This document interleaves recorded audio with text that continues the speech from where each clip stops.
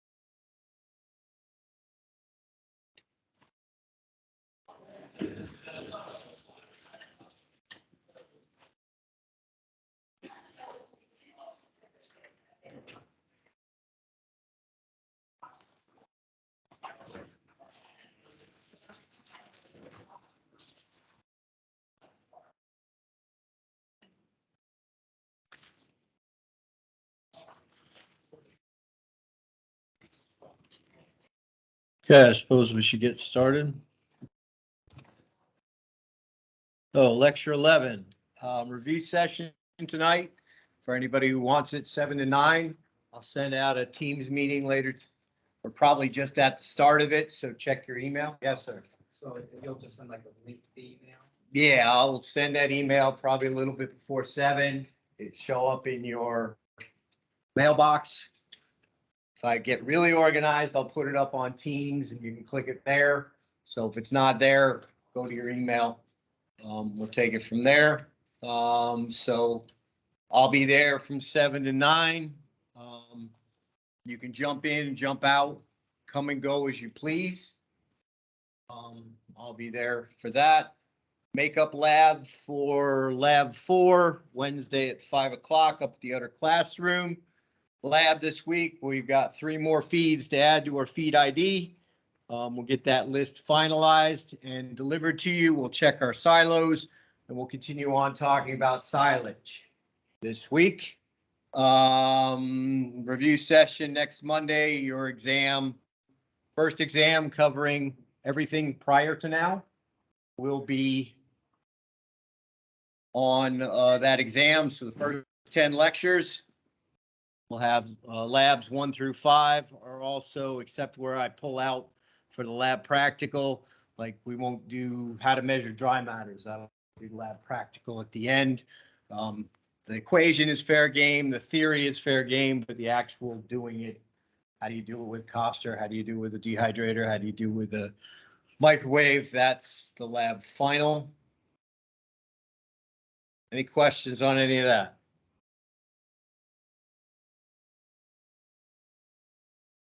I'm going to try for 102, but I don't know what classes meet where.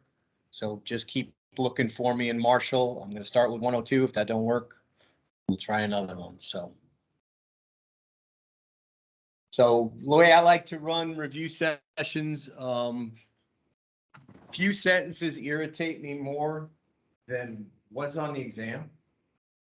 So I recommend you don't use that phrase. So bring your questions. I can clarify things. Things don't make sense. This is the time to go over. I can teach anybody anything. Sometimes I have to go a little different than what I present in class. I try to do it a couple different ways in class to accommodate a variety of learning styles.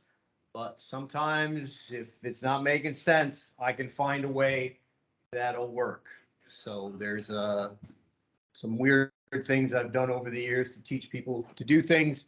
But once I figure out how you best learn, I find the way that works best for you. So Collins and Button, you ready for Thursday? Got your plan of attack? Know when you're going up? So at some point you two want to talk right here and make sure you figure out when you're going to do it, before, after, during, to get a plan to get things done. So we're going to continue on defining the animals today. So we talked about dry matter intake.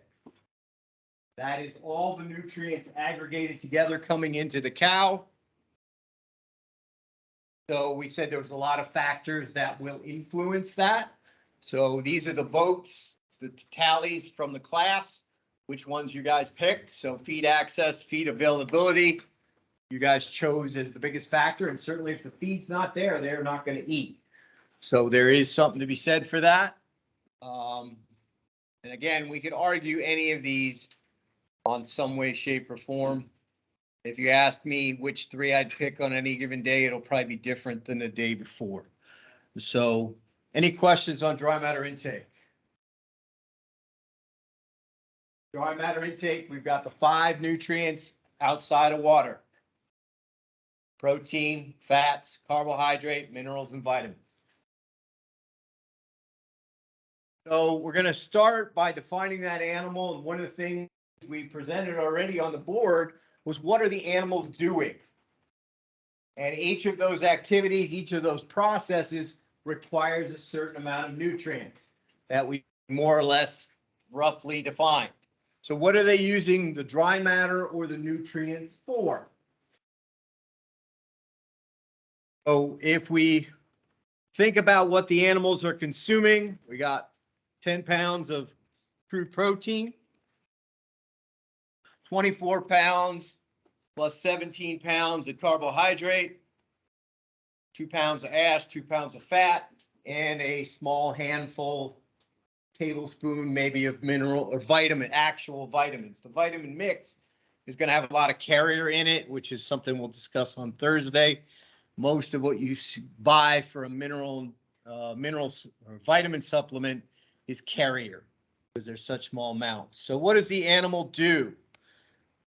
One of the things we'll talk about is maintenance. He's trying to stay alive, but not doing much else. So if we sit back, relax on the couch, how many calories do we burn within a day? So for most of us humans, you guys probably, well, for maintenance, we'd all be about the same. You guys are still growing, your bodies are still changing. There's going to be a lot more calorie need for you than there is for me to stay alive and move through. So living, not much else, is what we define as maintenance. So breathing, heart's pumping, you're digesting food, you're thinking. Our animals could also be building something.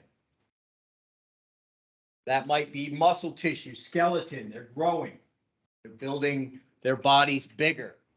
We get into the finishing off of the beef steers, the lambs, the pigs. Fattening is a slightly different process than growth or accretion. Adding tissue, accretion it's called. Reproduction. So growing that uterus, growing that fetus requires nutrients. We'll put in there wool production as well. I guess most of you have seen those internet pictures with the lamb that's been lost for 5 years and it's about yay wide, yay big. It's got like 200 pounds of wool on it. Anybody seen those?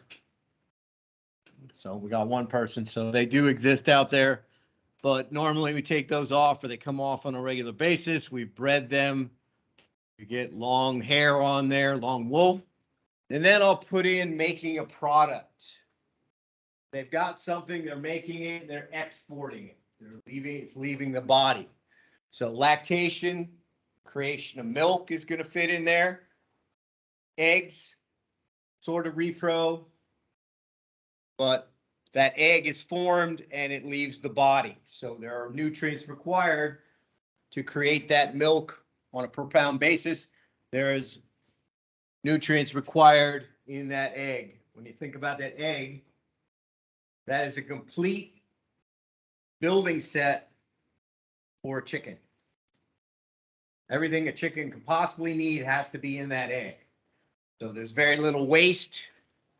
It's a very efficient process. If it doesn't work, those chickens don't hatch. You don't put everything in there.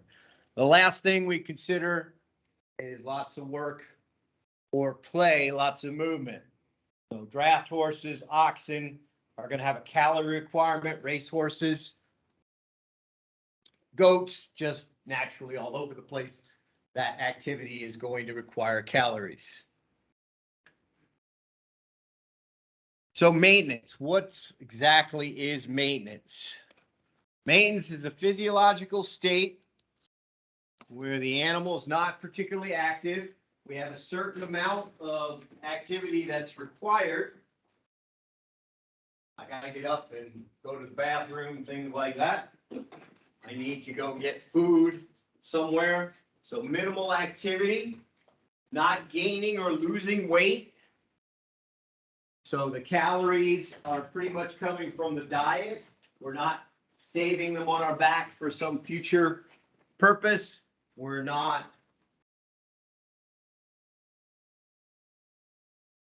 taking calories off our back to get through a tough time.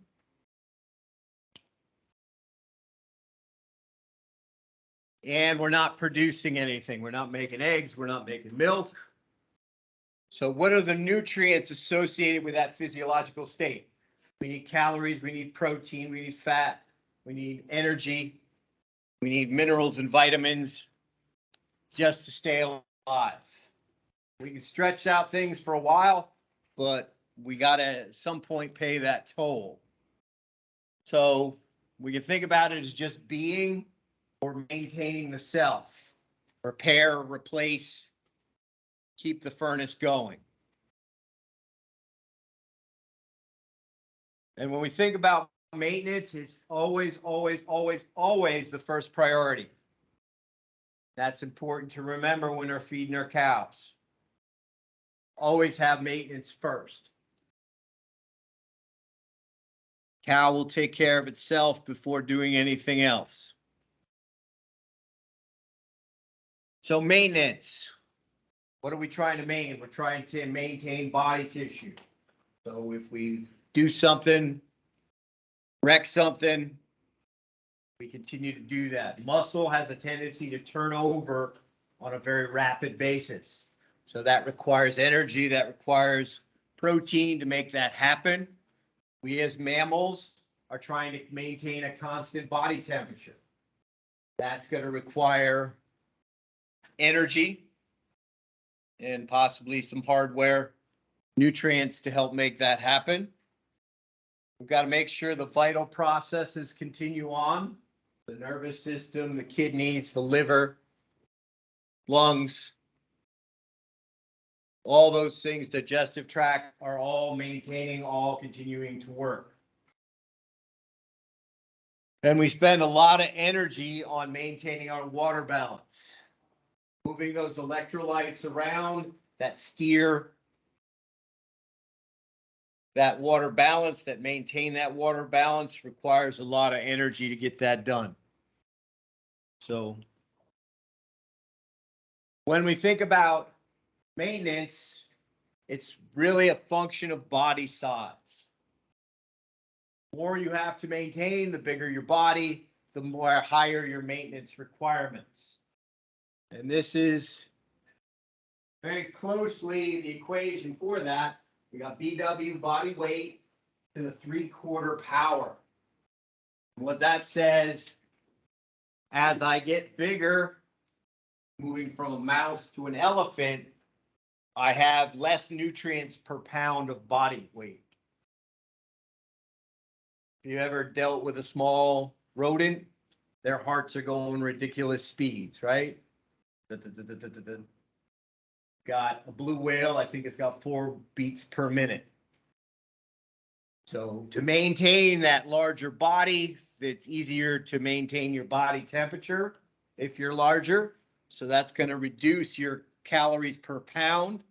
The maintenance of the larger body is generally more efficient, and that's where that 3/4 power is. So as we go up, we have less nutrients per pound of body weight. Maintenance, cattle use anywhere from 90% of their nutrients to 20% of their nutrients absorbed are going to maintenance. So if you've got a mature cow that's not pregnant, not lactating, maybe that early dry cow, real early dry cow that she's only like 5 months pregnant, you dry her off, almost 90% of what she consumes is going to go toward maintenance. She doesn't have much else to do. Growing animals are doing growth, are doing fattening, so 50% of what they consume might go toward maintenance. When we get our cows producing a lot of milk, we have what's called the dilution of maintenance. Only 20% of what they're consuming goes to keeping that animal alive. The other 80% goes toward the support of that lactation. This is where the phrase 4 times maintenance comes from, or 3 times maintenance. In this case, 80 is 4 times 20. So an amount 4 times the nutrient amount for maintenance, we usually think of energy, is going toward milk production. She's producing milk at 4 times maintenance.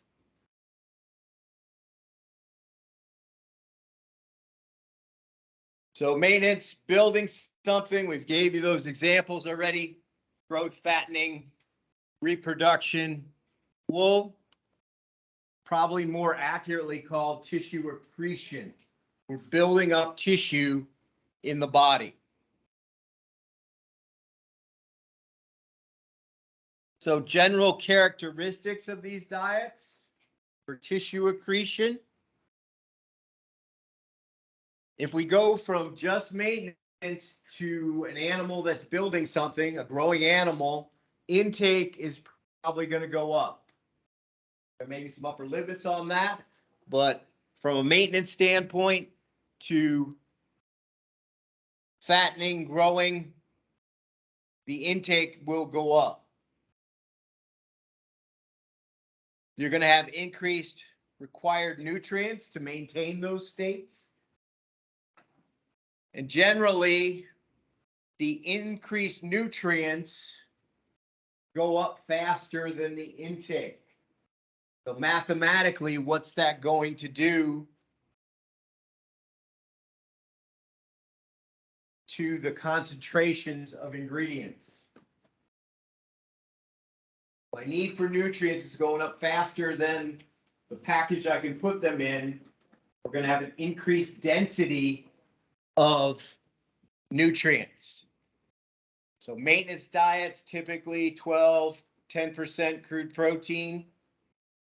We start to get into that 12, 14, 16% for those growing animals for crude protein.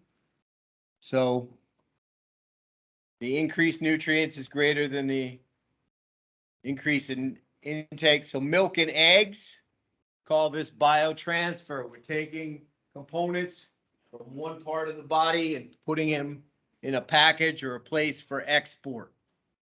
So biotransfer.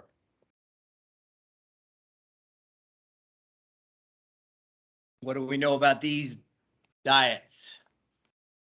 Looking at increased intake, these mature reproductive animals are going to have increased intake, increased required nutrients, and as a general rule, the increase in required nutrients goes up more proportionally than the intake.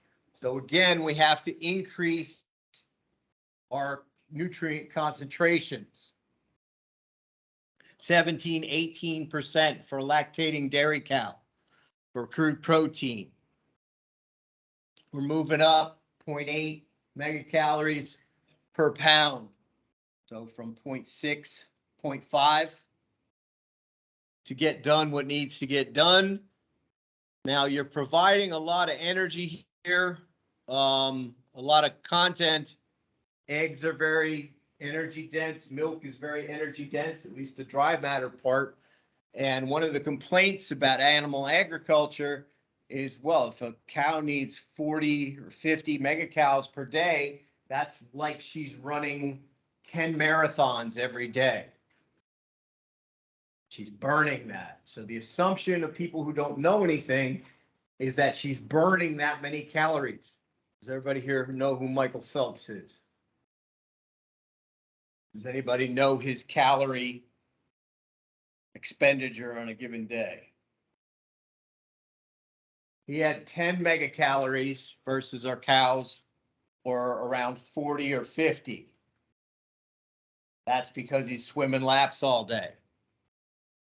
What a cow is doing is taking energy dense material, moving it from here to here. That doesn't mean she's burning. You need all that energy in that 5 pounds of sugar or lactose she creates, but she doesn't burn it. She's just moving it from here to here. So you taking a 5 pound sugar bag, moving it across campus is going to require a little bit of effort, but it's not going to require the entire calorie content of that 5 pounds of sugar. So we're moving calories, not necessarily burning them like some people would suggest. They don't understand what they're criticizing. It makes them look very, very foolish. The last category, lots of movement. We can do work, productive work, play.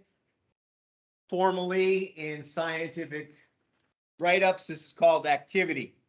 So if you're balancing a ration for a cow on pasture, you have to account for how many miles a day she has to walk. And that walking is going to take energy away from milk production. So if you're setting up a grazing system, you want to have the shortest walks possible. Fresh cows, you want to have the shortest walks possible to the parlor. So generally, we have increased intake because of increased energy needs. When I was in high school, you kind of get into sports. What is it? I did football and wrestling, and you thought you were in shape by the end of the football season, but got to wrestling, you got your ass kicked for another 2 weeks before you felt there. So first week, your appetite really doesn't kick in. But anybody here has played a sport, that second or third week of practice, anything that moves, I'm going to eat it. So we have that increase in intake. You only have generally a slight increase in the nutrients required, other than energy. So most of the increase in intake is associated with the increase in energy. And really, somebody like Michael Phelps can eat anything he wants. He's just got to get his calories in or he'll start burning up his own body for it. So when they talk about his training diet, he goes, I eat whatever I want.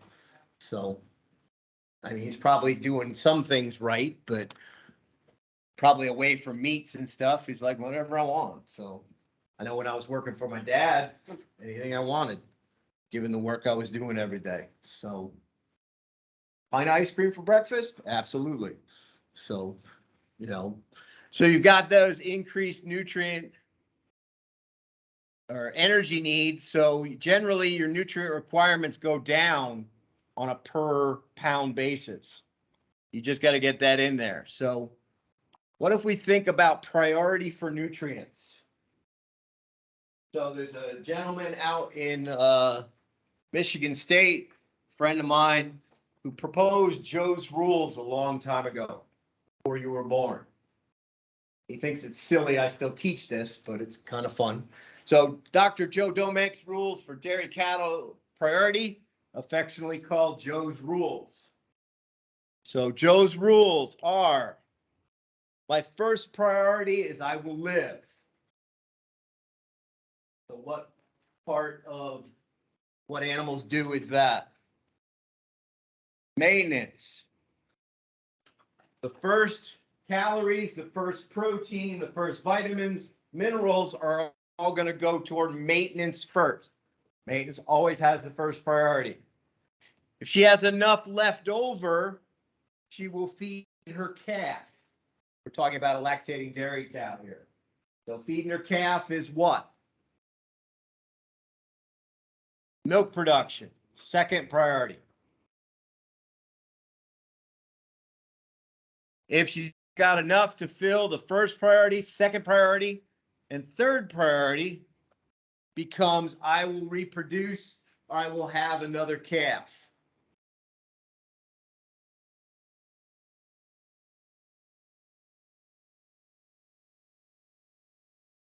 So if I've got enough to take care of myself, I've got enough to produce milk, then if I have anything left over, it goes to reproduction. So this is a fairly elegant set of statements. It's roughly right. It's not perfect. We'll show you some of the more scientific approach here. But what does that show you? If I don't feed my cows enough, what's going to fall down? Reproduction's the first thing that fails. And it takes you 2 years to get back out of that problem. So we want to think about making sure we do all three priorities and things will go along, hopefully boring, right? I like when things are boring.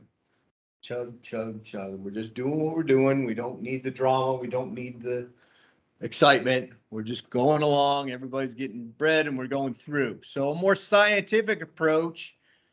Again, maintenance is always first. And then the other, jockey for position, depending on the circumstances. So pregnancy, toward the end of pregnancy, she will do anything she can to finish out that pregnancy. Given what she's invested into it, she will sacrifice herself to a point to make sure that pregnancy gets done. That could be a challenge. Lactation, growth. Growth usually comes before lactation as a priority. So if you do not grow out your first calf heifers, they come in at 24 months, but they're short and fat, they will spend their first lactation growing. And you're going to stunt milk production. It's more cost effective to feed them for growth over here than to wait till they calve in and feed them on that lactating diet for growth. That's an expensive way to grow those animals. When they should be producing for you, you've made a mistake. You didn't give her what she needed. Conception was probably the last thing on the list, usually. So that third rule of Joe's rules, we're going to have that next calf. I have to wait till I'm in positive energy balance. I'm ready to go. So putting the concept of a limiting nutrient and priority of nutrients together, we get what's called the Factorial Approach. So this is, the NRC just put out a new program. I guess I should update that. Came out last year.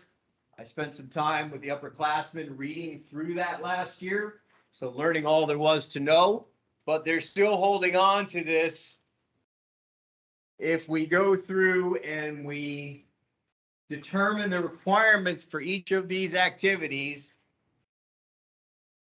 maintenance, growth, pregnancy, and lactation individually, and we'll do this later when we're balancing rations, we figure out the nutrients for each of those things, we add them together, and that gives us our total amount required by that animal. So how much does she need for all the nutrients for maintenance? How much does she need for growth? How much does she need for pregnancy? How much does she need for lactation? Our first lactation animals, that 24 to 26 months or 36 months old, we'll be doing all 4 of these. So it becomes a challenge to make sure they're fed right to get everything done that needs to get done. So if we're thinking about our cows,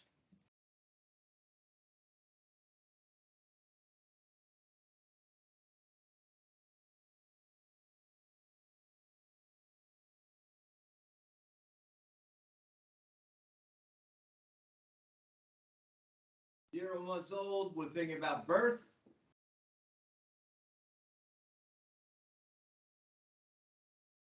12 months, 24, 36, 48, and on and on and on.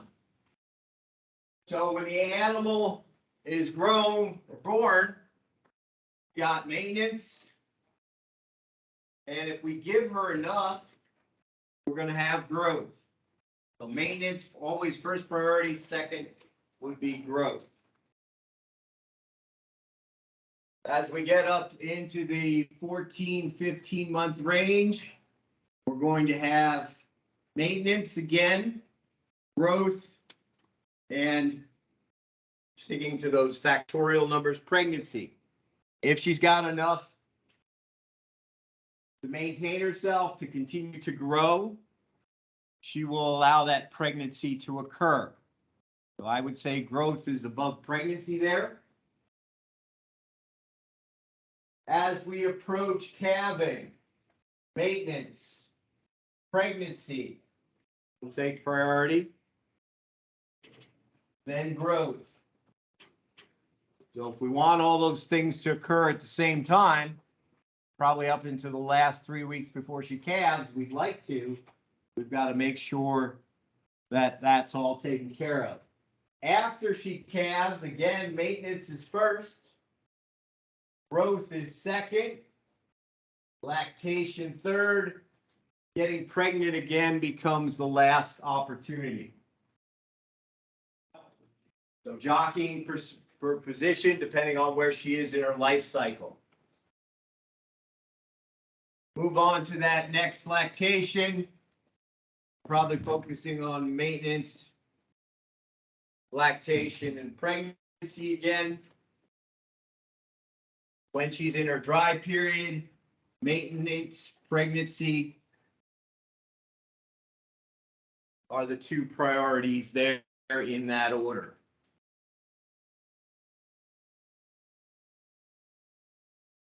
So top ones are the priority, drop down for the other ones.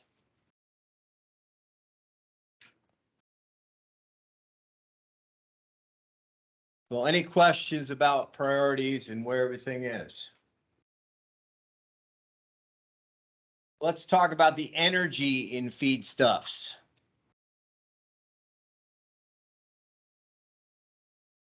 So if we could bring up some physics here, laws of thermodynamics, energy is neither created nor destroyed in this universe. It just gets transferred from one place to another. So we're thinking about the energy coming from the sun being transferred to plants, plants eventually transfer it to us, and we're going to lose stuff each step of the way because nothing is perfectly efficient. So the conversion of energy from one form to another is never 100% efficient. We are not plants are not capturing all the sunlight they could. We are not absorbing all the energy in those plants, never 100%. So anything that's inefficient tends to be lost as heat. Where does the energy from an animal come from? We got sunlight captured in the feed. The feed is consumed and respired, so that energy is released to the animal. So is all the energy in a feed available to the animal? Anybody want to guess? You got two choices. Yes or no? So no. There's no such thing as 100% efficiency of digestion. So we're going to have to think about differences there. So letters, let's see if we can remember some things here.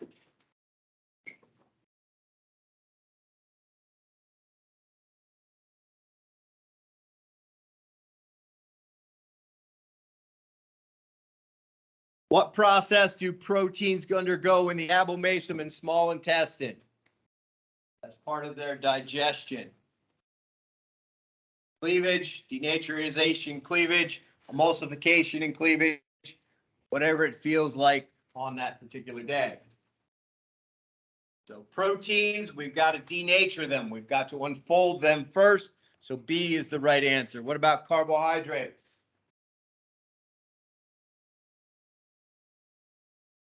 Same answers.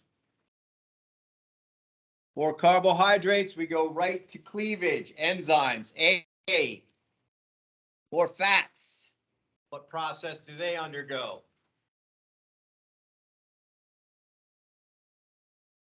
Emulsification. What do we liken emulsification to? Soap. Putting soap in the water emulsifies the grease, breaks it up so we can wash it away.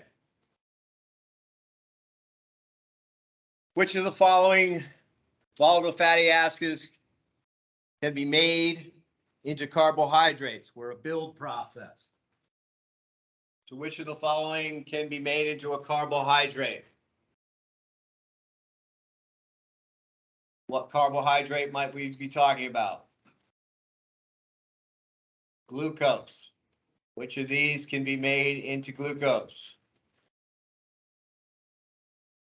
B, propionate. No other one can do that. That's an important concept inside our cows. It's one of the basic laws. We need that propionate to make glucose. We need that glucose to make lactose. Which of the following volatile fatty acids can be used to made into fat?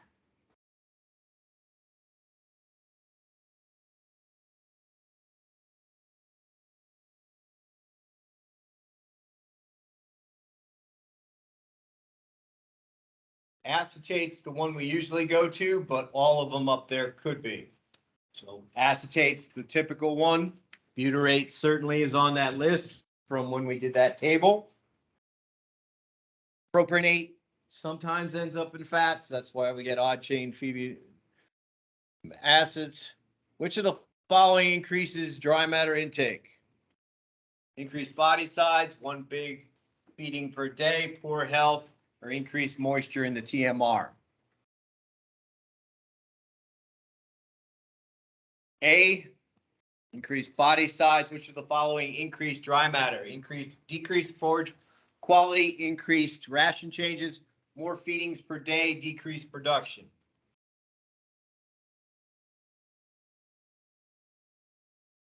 All things being equal, C, more feedings per day.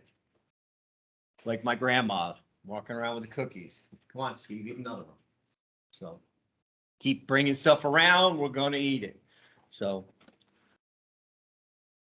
energy partitioning. We don't have 100% capture of all there. We got to find out where that energy ends up. Where does it go? So we know there's a certain amount of energy in that feed. Where does it go? So gross energy is the overall term for what's in the feed. So gross energy, we'll abbreviate that GE. Gross energy is the total heat of combustion. If I take that feed, I burn it completely to CO2 and water, there's a certain amount of energy that will be released from that. So what they use is called bomb calorimetry. You got a little small feed sample. You put it in this container that's watertight.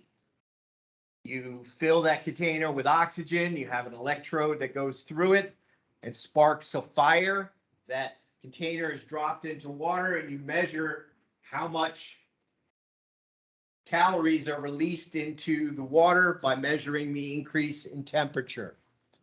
So in theory, if everything is equilibrated to begin with, the water, the container, the feed are all the same temperature, you light it, any increase in those will be equivalent to the heat of combustion, turning everything to CO2 and water. So the total energy held within a feed, and again, we usually do this with bomb calorimetry to measure that. Digestible energy. This is the energy that's extracted by the animal. You're going to put a feed in, you're going to have something less than the gross energy is going to be digested or extracted by the animal. So we take the gross energy, we measure what the feed is of the feed, we figure out how much comes through the animal, not digested, and the difference, what disappears from nose to anus, is the digestible energy. So we take the gross energy, we subtract the fecal energy, that difference is digestible energy. Again, never 100% of what's there, but this is the energy that is potentially available to the animal, whatever she can extract, and there's some stuff that she extracts that's not available to her. Technically, the creation of methane is digestion. That energy in the methane is not available to the cow. There are certain metabolites that go straight to the urine. We don't have the energy available in those. So we've mentioned in lab total digestible nutrients. These two things are roughly the same.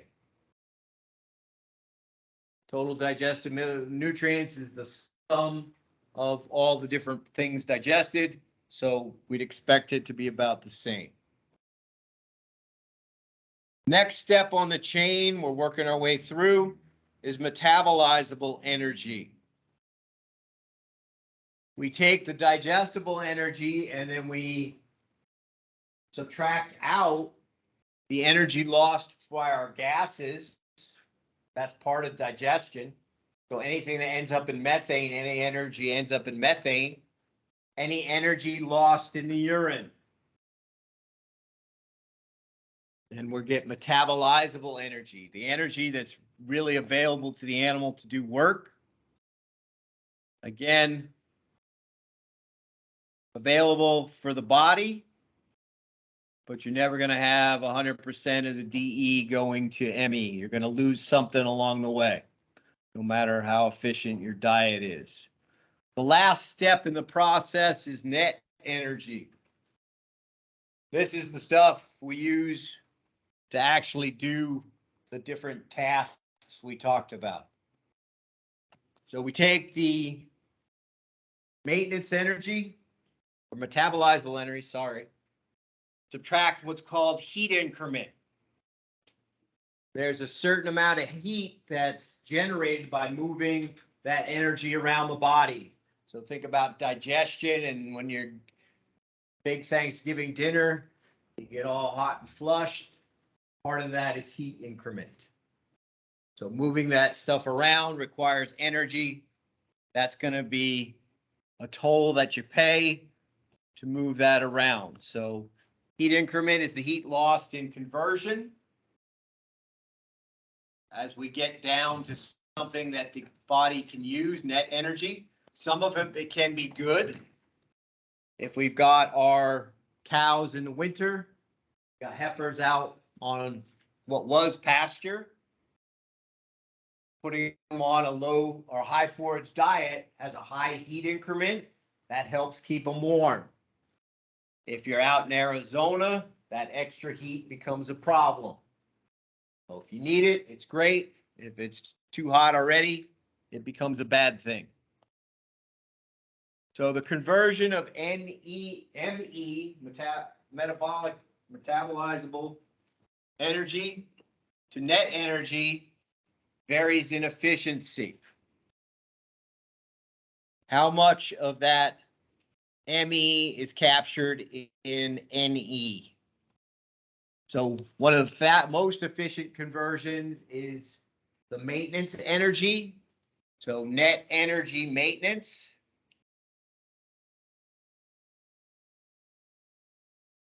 You capture about 70% of the metabolized energy as net energy. Net energy gain is not nearly as efficient. It's probably 30 to 50% of the maintenance. ME is captured in the NE. Lactation, we go back up, and that's partially because we're not burning all this stuff. We're just moving it from one place to another. We go back up to about 70% of the ME is captured as NE. So if we're thinking about how this all works, you got some diagrams there. Let's make sure we understand them.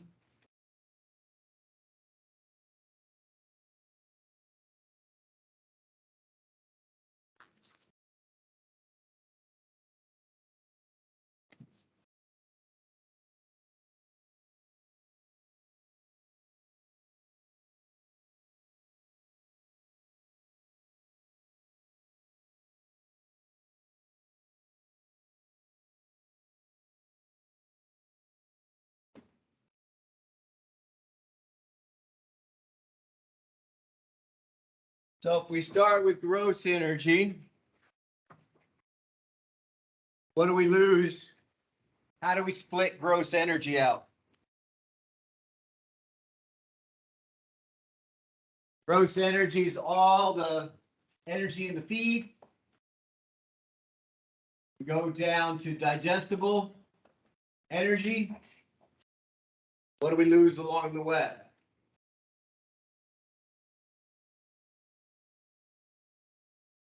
Fecal gets brought out. We go down to metabolizable energy. What do we lose there between those?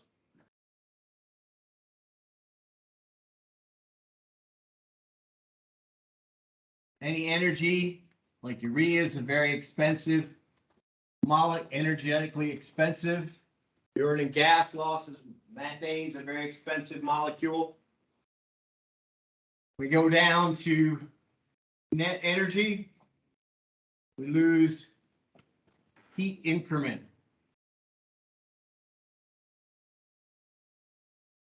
So what is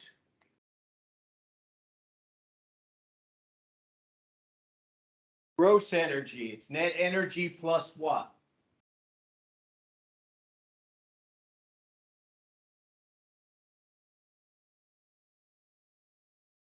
What do I have to add to the net energy to get my gross energy? Or if you want to go the other way, if I start with gross energy, what do I have to subtract to get to net energy?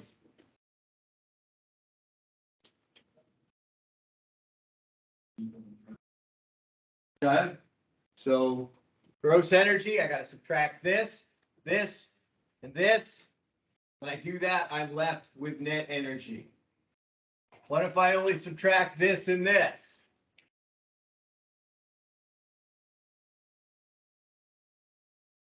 Left with metabolizable energy.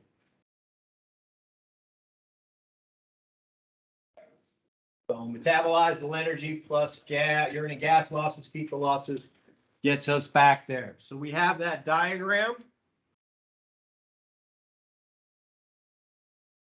that shows us their energy lost moving through. We start out with the full amount of energy and we're partitioning little bits out as we go. If we look at it this way,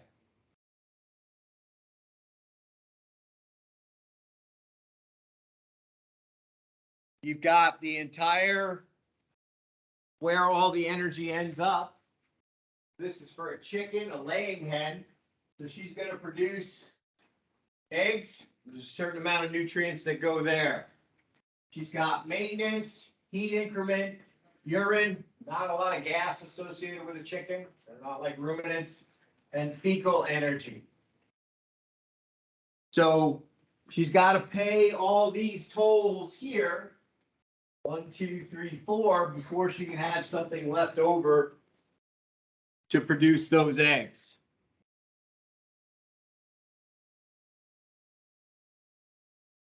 So if we look at the entire amount in that feed, 2,000 kcals, all of that is gross energy. We subtract the fecal out, we're left with 1,600 kcals. We subtract the urine out, we're left with 1,450 for metabolizable energy. We subtract out the heat increment, we're left with 1,150 for net energy maintenance, net energy for production. So maintenance, production, two forms of net energy. So where have you seen this before?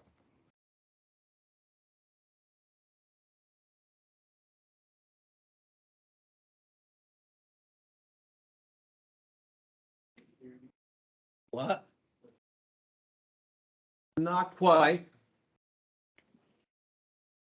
How many people here get a pay stub?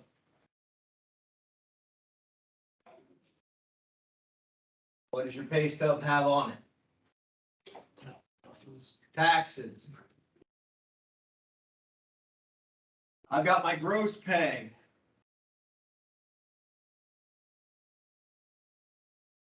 And then somewhere around here is my net pay.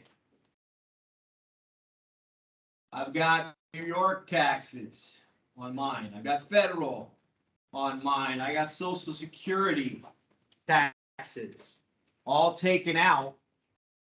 So I'm going from a gross pay to a net pay because certain things are taken out along the way. I think I'm out of time, so we'll pick up there next time. Any questions as we go out the door?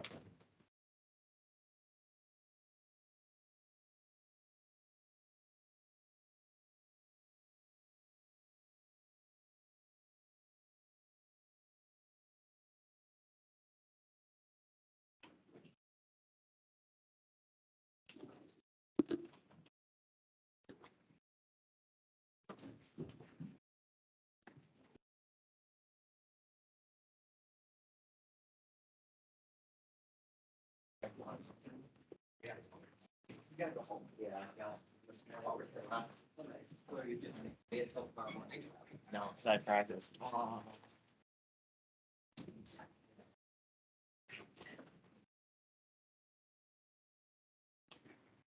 You have to do freshman checks this week, right? Yeah, so I'll be up there Thursday mornings.